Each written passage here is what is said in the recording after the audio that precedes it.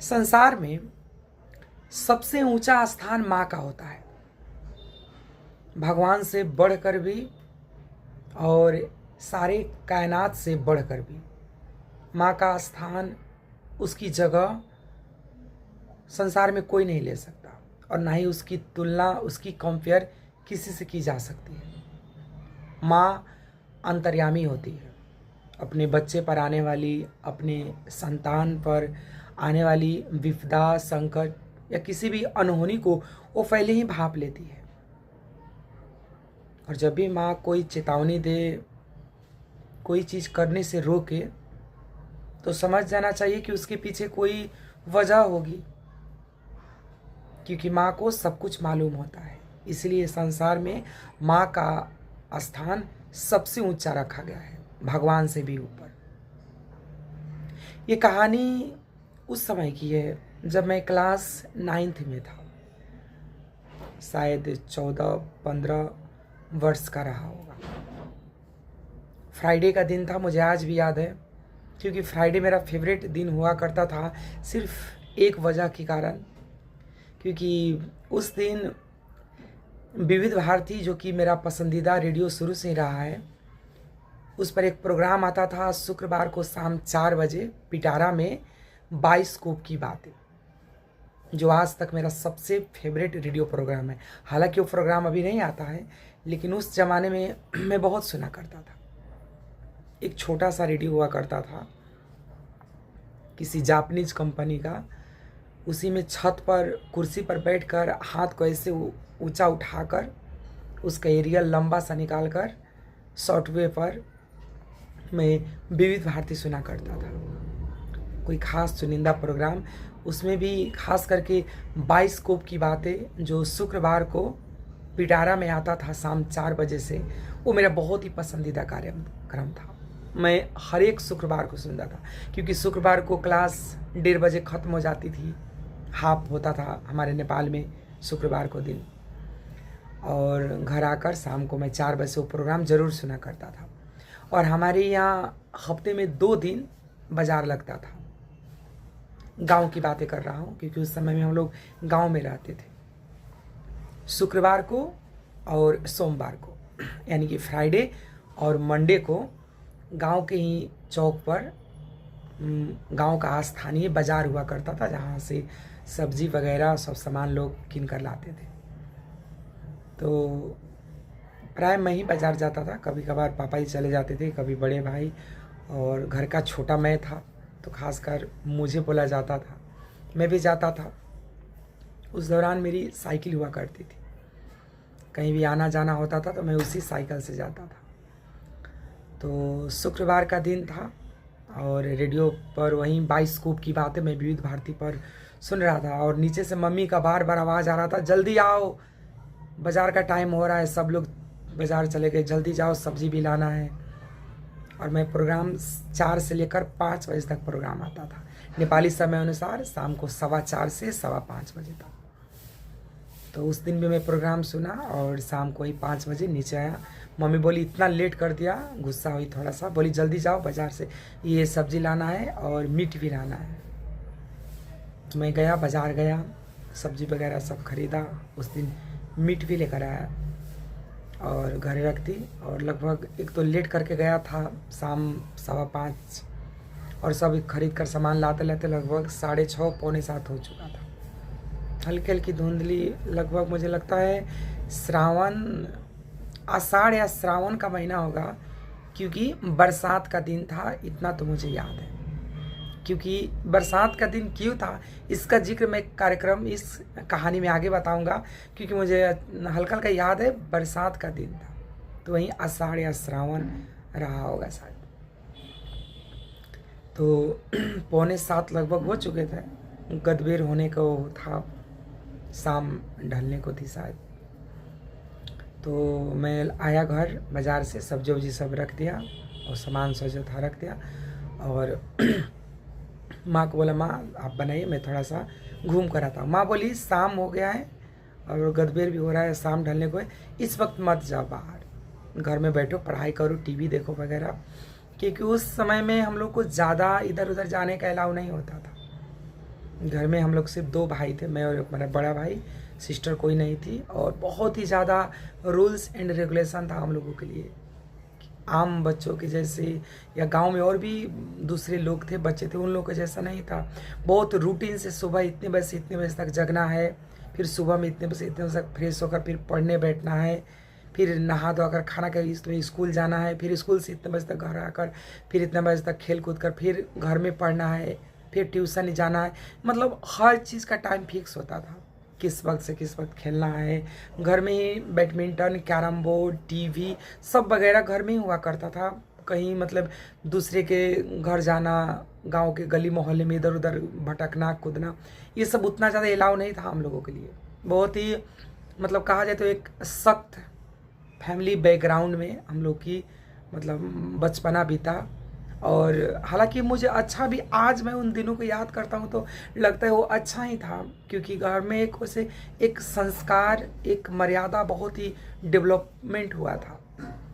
किसी से किस तरह से बात करना है, अपने से बड़ों को कैसे आदर देना है, किस तरह से एक जो संस्कार होता है, एक टिपिकल जो गांव घर का, वो बहुत ही एक अनुशासित मर्यादित फैमिली बैकग्राउंड में हम लोग को परवरिश हुआ।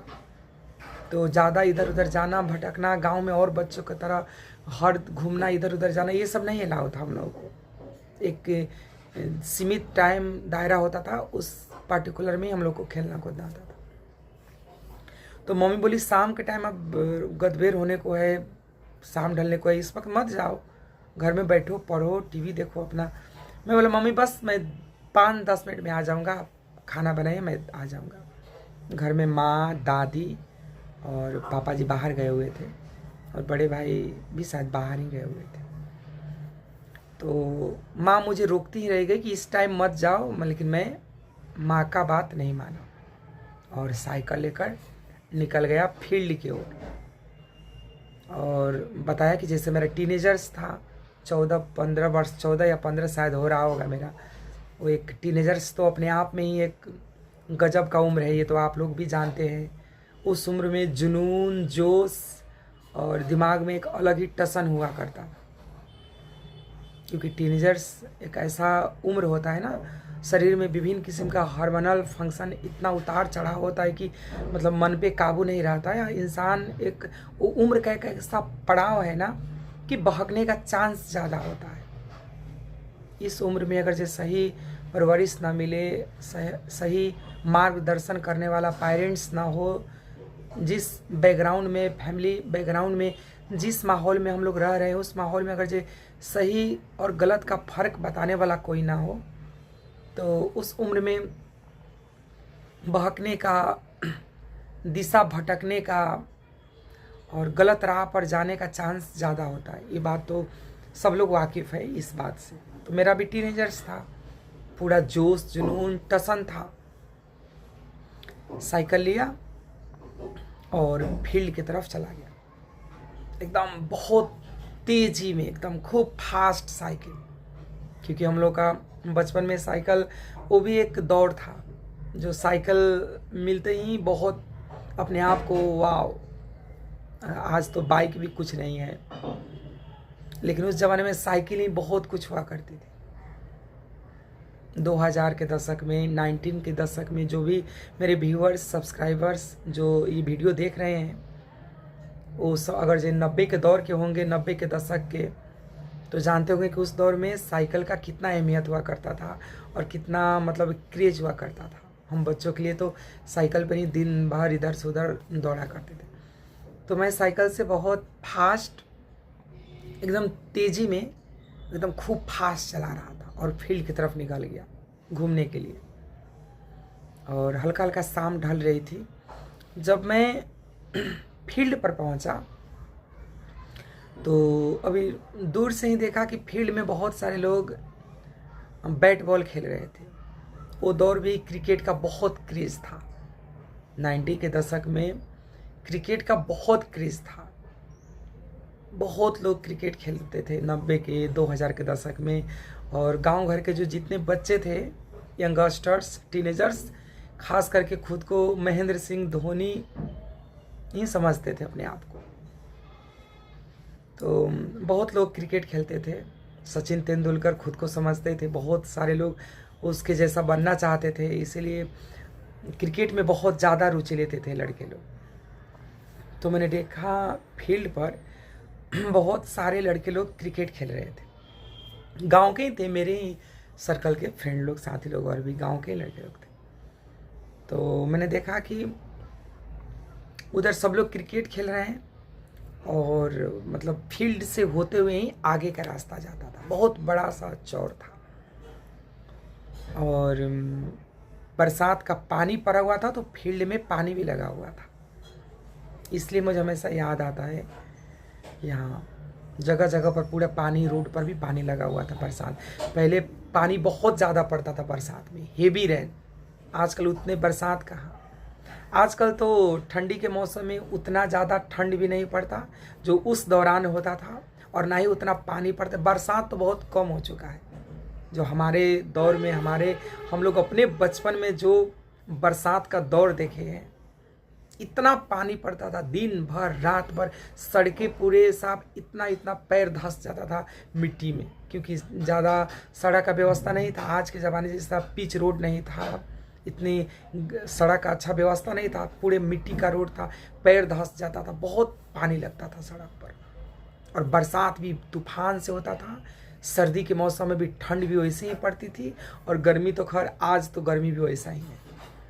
तो पानी जगह जगह सड़क पर लगी हुई थी। तो मैंने फील्ड में देखा, यहाँ से लेकर कुछ दूर तक लंबा पानी जमा हुआ था फील्ड में, बरसात का ही पानी था। और मैंने देखा उधर लड़के लोग क्रिकेट खेल रहे थे, सब गांव के लड़के थे। तो मैंने क्या सोचा कि क्यों ना इस फील्ड के बीचों बीच, जहाँ पे पूरा पानी जमा हुआ है यहाँ से वहाँ तक, इसी में साइकिल को खूब तेज करके, इसी के पानी के सिर्फ बीचे बीच से एकदम उड़ाते हुए साइकिल को आगे बढ़ा दिया जाए, इन लोगों को दिखाकर, ताकि एक टसन भी हो जाए, ये लोग देखें। जस्ट अब आज वो दिन मैं याद करता हूँ तो मुझे बचपना लगता है, हंसी आती है खुद पर, कितना स्टूपिड सा मेरा थॉट था, सोच था, वो हरकतें थी। लेकिन अब वो तो दौर ही ऐसा था ना। मैं बोला कि टीनेजर्स, आप समझ ही सकते हैं, और नादानी भोलापन का उम्र, उन लड़कों को दिखाने के चक्कर में, टसन के चक्कर में, मैंने एकदम साइकिल दूर से ही खूब पौडेल पर खूब कसाव जमा कर पौडेल खूब जोर से चलाना शुरू किया। और फील्ड के बीचे बीच जो पानी जमा हुआ था, यहाँ से वहाँ तक थोड़ा दूर में, अब बाहर से पानी देखकर अंदाज़ा नहीं कर सकते ना कि कितना खाल है, कितना उसमें पानी जमा हुआ है। और उसी बिना सोचे समझे, उसी पानी से होते हुए मैंने साइकिल खूब तेज में करके उसी में से उड़ा दिया, चला दी साइकिल खूब तेज में। साफ पानी का छड़ा, इधर से जो बीच में साइकिल जाता, तो इधर का पानी इधर जा रहा है और इधर का पानी उधर जा रहा है। और अनफॉर्चुनेटली, जैसा कि होना ही था, स्टूपिड हरकत का अंजाम तो हमेशा गलत, बुरा ही होता है ना।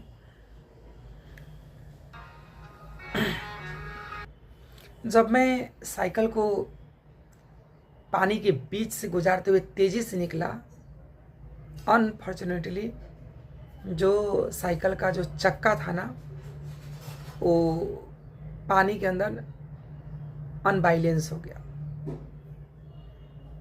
अब कोई खाल्टो था, कोई अगाड़ी पत्थर पर टकराया कि चक्का स्लिप कर गया, आई डोंट नो। क्योंकि मैं तो पूरे टसन में उन लड़कों लोगों को दिखाने के चक्कर में इतनी तेजी में साफ रफ्तार से गया कि अचानक साइकिल का चक्का पलटा और उस पानी से छहल कर साइकिल को ले इतने जोर से मेरा बैलेंस बिगड़ा और अगले ही पल सड़क पर धड़ाम से गिरा, बड़ी ही जोर से। और शायद मैं गिरा तो उस वक्त मुझे होश नहीं था, लगा कि जैसे सिर्फ गिरा हूँ। मेरा होश उस वक्त उड़ गया जब मेरे पैर के इस एड़ी से ऊपर जो जॉइंट होता है, वहाँ पे इतना डीप पूरा कटा, साइकिल के चैन में लगकर, और खून का छड़ा फेंकने लगा।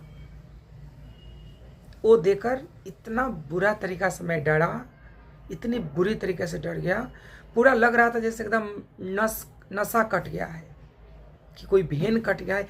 इतना जोर से छड़ा बिग रहा था खून का, पूरा डीप इतना ज़्यादा कटा था।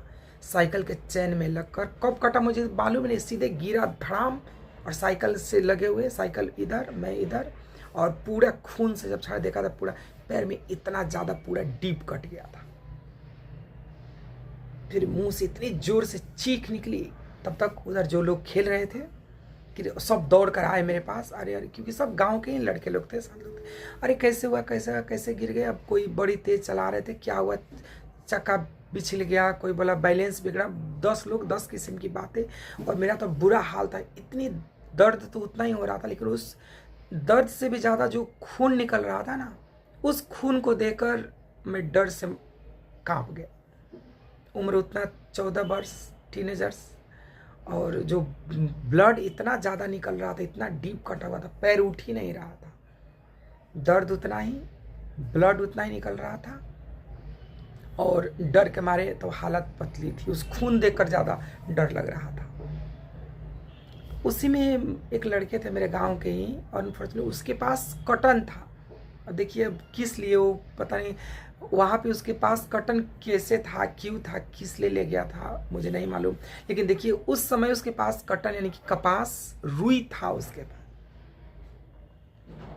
उसने उस कटन को, रुई को मेरे जो पैर पर जो कटा हुआ था उस पे रखा, चिपकाया, और बोला जल्दी से इसको लेकर चौक पर जाओ। चौक पर खुद मेरे ही बड़े पापा का क्लिनिक था, वो हेल्थ वर्कर थे, और उनका अपना ही क्लिनिक था चौक पर मेडिसिन का। गांव घर का साधारण सा डॉक्टर, गांव घर का डॉक्टर जो छोटी मोटी बीमारियों का इलाज किया करते थे। तो चौक पर ही अपना दवा का दुकान था, क्लिनिक था, प्राइमरी हेल्थ केयर सेंटर। तो लोग बोले जल्दी से लेकर, और मैं तो अब साइकिल हाँकने से रहा, क्योंकि उस हालत में तो मैं साइकिल बिल्कुल भी नहीं चला सकता था, इम्पॉसिबल था। और देखिए डर इतना ज़्यादा लग रहा था कि अगर जब मैं इस हालत में घर जाऊंगा तो डांट पड़ेगी, तो पड़ेगी मम्मी से, दादी से, पापा जी से मार भी खाना पड़ेगा, क्योंकि घर का माहौल बहुत कड़ा था। कोई भी गलती करके आने पर, कोई भी अगर नादानी करके आने पर घर पर डांट भी पड़ती थी और पिटाई भी हुआ करता था। उस दौरान ज़्यादा शैतानी करने पर कोई भी गलती हो जाती थी तो खास करके पापा जी से, बड़े पापा से बहुत पिटाई होती थी। उस दौरान किसी भी गलती के लिए माफ़ी नहीं थी। घर का बड़ा कड़ा अनुशासन था, कड़ा नियम था, इसलिए डर भी उतना ही ज़्यादा लगता था। तो मेरे फ्रेंड लोग बोले कि जल्दी से लेकर चलो, चौक पर चलते हैं, मतलब पहले बोले घर पर चलते हैं लेकर। मैंने बोला नहीं नहीं, घर पर नहीं, मेरे घर पर नहीं, मुझे मेरे बड़े पापा के घर ले चलो। मेरे घर से जस्ट 2 मिनट के डिस्टेंस में मेरे बड़े पापा का घर था, बड़ी मम्मी का घर। तो मैंने बोला कि मुझे वहाँ पे लेकर चलो। देखिए उस दौरान मुझे इतना सुकून था, मतलब विश्वास था कि बड़े पापा के घर जाऊँगा तो बड़ी मम्मी से डांट नहीं पड़ेगी उतनी ज़्यादा, और पिटाई भी नहीं होगी। लेकिन अपने घर पर जाऊँगा तो डांट ज़्यादा होगी, और पापा जी होंगे तो बहुत ज़्यादा पिटाई भी होगी। तो मैं बड़े पापा के घर जाने को कहा। तो जो लोग वहाँ पे खेल रहे थे उसी में से एक ने, मैं पीछे बैठा, और वो साइकिल चलाकर मुझे पीछे बैठा कर क्लियर पर वो मेरे बड़े पापा के घर तक छोड़ा। उसके बाद वो चला गया। मैं एकदम पैर ऐसे पकड़कर लेंगड़ाते दरवाज़ा खोला, और अंदर जैसे ही प्रवेश किया तो बड़ी मम्मी थी और एक अंकल थे गांव के ही, वो दोनों लोग बातें कर रहे थे घर में। और जैसे ही मेरी हालत देखी एकदम बड़ी माँ आश्चर्यचकित हो गई, हतोत्साहित होकर बोली अरे ये क्या हुआ। तो उतना पूछना था कि मेरे आँख एकदम डबडबा उठा, मेरा आँख एकदम रुआंसू हो उठा, और अब आंसू आ जाएगा तब आएगा। मैं एकदम रुआंसू में बोला कि साइकिल चला रहा था और पानी में चक्का फिसला, गिर गया, पूरा कट गया। देखी तो बोली बाप रे भाई कितना ज़्यादा कटा हुआ है, ब्लीडिंग हल्का हल्का भी, रुई कटन रहा के दाबने के बावजूद भी ब्लीडिंग हो रहा था, पूरा पैर खून से रंग चुका था। तो बोले इसको तो जल्दी लेकर चौक पर जाना पड़ेगा क्लिनिक पर, ताकि इसका मतलब क्या ट्रीटमेंट हो वो हो सके। तो वो मम्मी बोली, बड़ी मम्मी जो अंकल थे गांव के, उनको जो प्लीज़ आप इनको चौक पर पुगा दीजिए बड़े पापा के क्लिनिक में। तो जो अंकल थे वो साइकिल चलाए, मैं पीछे बैठा और फिर मुझे लेकर वो अंकल चौक पर गए बड़े पापा के क्लिनिक में। वहाँ पे गए, उसको देखे और देखने के बाद थोड़ा बड़ा डांटे कि मतलब साइकिल तेज़ क्यों चलाई, इस टाइम साइकिल लेकर क्यों गए, वगैरह वगैरह। और फिर देखा तो बोले बहुत ज़्यादा डीप कटा था, मतलब बोले कि इतना ज़्यादा कटा है कि इसको सूचर लगाकर सिलना पड़ेगा। तो मैं तो इतना डर गया उस ज़माने में, सूचर के नाम से ही, मतलब सूचर के नाम से ही इतना ज़्यादा रूह काँप उठती थी, कैसे कोई उसको सिला जाएगा, घाव को कैसे सिलते हैं, उसमें टाँका लगा, ये सब सोच कर ही रूह काँप जाती थी। हालांकि आज वही सब काम खुद करते हैं हम लोग, तो कोई डर नहीं, लेकिन उस दौरान बहुत ज़्यादा डर लगता था। तो मतलब प्लीज़ सिलिए ना, तो इसको मतलब इसको स्टिच मत कीजिए, बस ड्रेसिंग कर दीजिए, ठीक हो जाएगा। लेकिन बड़े पापा बोले कि ऐसे तो मुश्किल होगा, ज़्यादा दिन तक घाव, लंबा समय तक घाव ठीक होने में ज़्यादा वक्त लगेगा। अगर जिसको सिल दिया जाएगा, सूचर लगा दिया जाएगा तो जल्दी ठीक हो जाएगा। फिर मैं एकदम रोने लगा वहीं पर, बोला नहीं नहीं प्लीज़ मुझे मत, वो सूचर मत लगाइए, इसको ड्रेसिंग करके।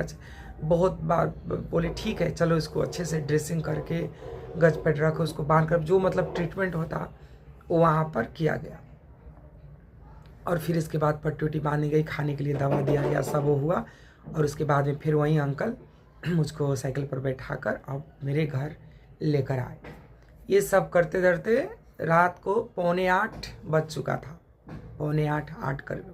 इधर घर में सब लोग परेशान, कहाँ गया लड़का, अभी तक नहीं आया, कहाँ गया। उस दौरान मोबाइल नहीं हुआ करता था कि कहीं पे हो तो फ़ोन कर दिया जाए कि हाँ ये घटना हुआ है, यहाँ पे हूँ, इस वक्त आऊँगा, कोई साधन नहीं हुआ करता था। अगर रात तक किसी का लड़का कोई घर नहीं आए तो सब खोजने लगते थे, कहाँ गए, इसके घर जाकर खोजते थे, पड़ोसी के घर जाकर खोजते थे, उसके दोस्त लोगों से पूछा जाता था। और सब दादी ने सबके घर पता कर लिया था, कहीं पे नहीं था, घर में सब परेशान थे, मम्मी पापा भैया सब क्यों नहीं आ रहे अभी तक।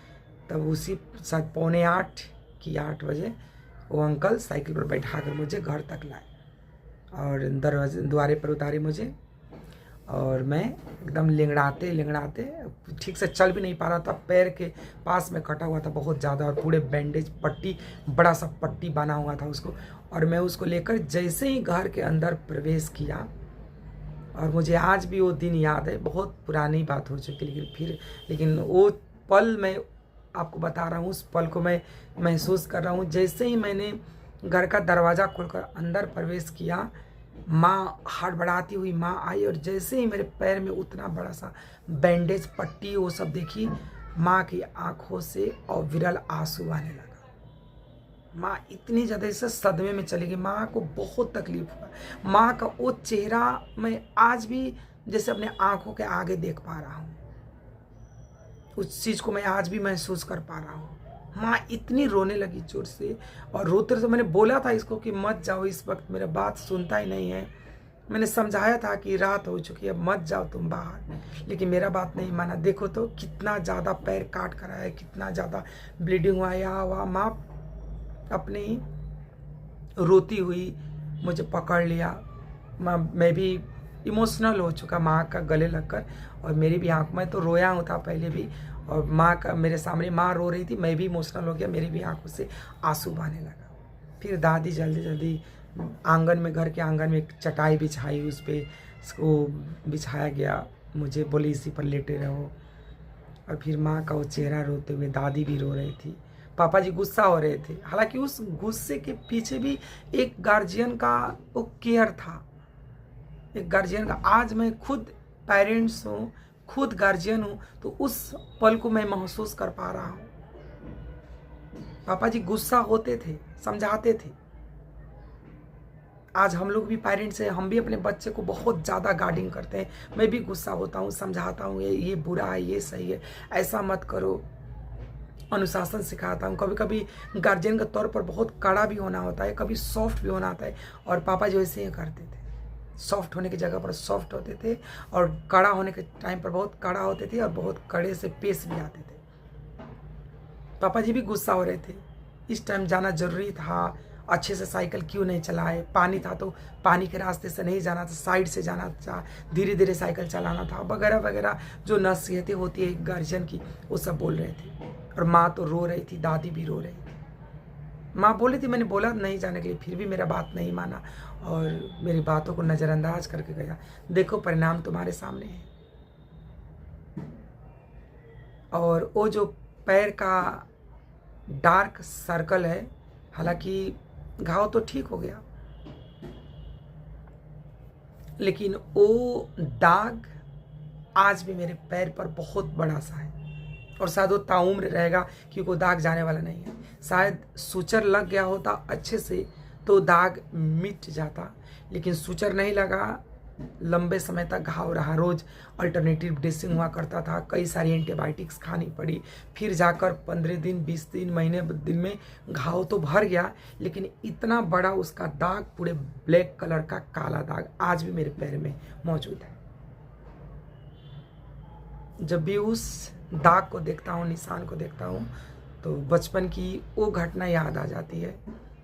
शुक्रवार के दिन शाम का टाइम, मार्केट से आना, माँ का कहा नहीं मानना, माँ की बातों को अनदेखा करके फील्ड की तरफ बाहर घूमने निकल जाना, फिर एक्सीडेंट वगैरह सब चीज़ याद आता है।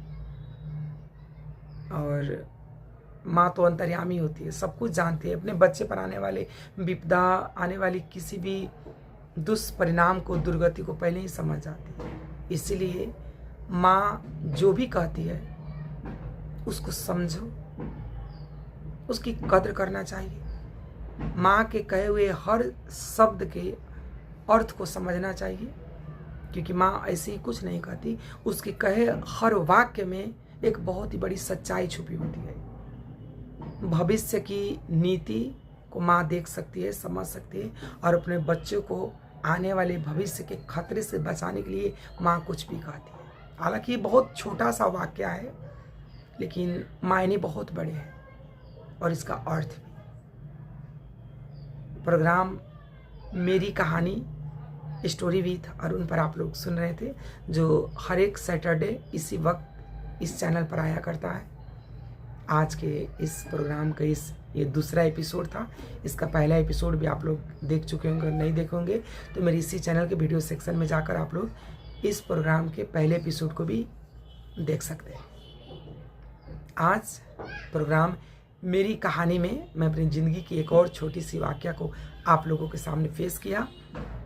कहानी कैसी लगी आप लोगों को? हालांकि ये रियल ट्रूथ था, क्योंकि इस कार्यक्रम का स्लोगन ही है मेरी कहानी। एकदम जो रियल ट्रूथ होगा, मेरी ज़िंदगी की छोटी सी छोटी घटनाएं, उसी घटना को मैं इस कार्यक्रम में पेश करता हूँ, आप लोगों के सामने बताता हूँ। घटना छोटी सी हो लेकिन इंटरेस्टिंग हो, और उससे सीख बड़ी मिली, औरों के लिए एक प्रेरणा का स्रोत बने, इस मायने से मैं इस कार्यक्रम को लेकर आया हूँ। और हर एक हफ्ते शनिवार के दिन इस कार्यक्रम में मैं अपनी ज़िंदगी से जुड़ी एक वाकया को आप लोगों के सामने पेश करता हूँ। तो ये थी हमारी कहानी का आज ये दूसरा एपिसोड, जिसका प्रोग्राम का नाम था मेरी कहानी। कार्यक्रम आप लोगों को कैसी लगी नीचे कमेंट बॉक्स में ज़रूर बताइएगा, और अपना सलाह सुझाव, अपना ओपिनियन और फीडबैक भी हमें ज़रूर बताइएगा। तो चलिए फ्रेंड्स, आज के लिए बस इतना ही। फिर अगले एपिसोड यानी कि अगले शनिवार इसी प्रोग्राम के तीसरे एपिसोड में मैं अरुण गिरी अपने ज़िंदगी का एक और स्पेशल घटना को लेकर फिर से आऊँगा। तब तक के लिए हमेशा खुश रहिए, औरों को भी खुश रखिए। आज के एपिसोड से दीजिए अपने प्रिय आरजे अरुण गिरी को भी इजाज़त। नमस्कार।